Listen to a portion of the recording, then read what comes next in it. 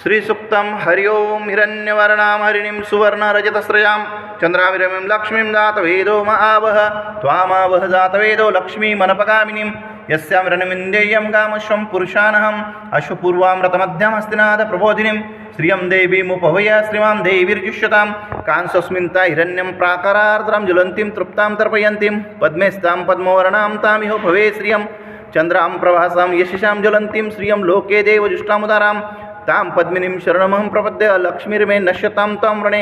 आदित्यवर्णे तप्सोधिजातो वनस्पतिस्तरुषोत विल्वः तस्य फलानि तप्सनदन्तु मायन्तरयश्च भया लक्ष्मी उपेतु मां देवसखा कीर्तिश्च मणिनास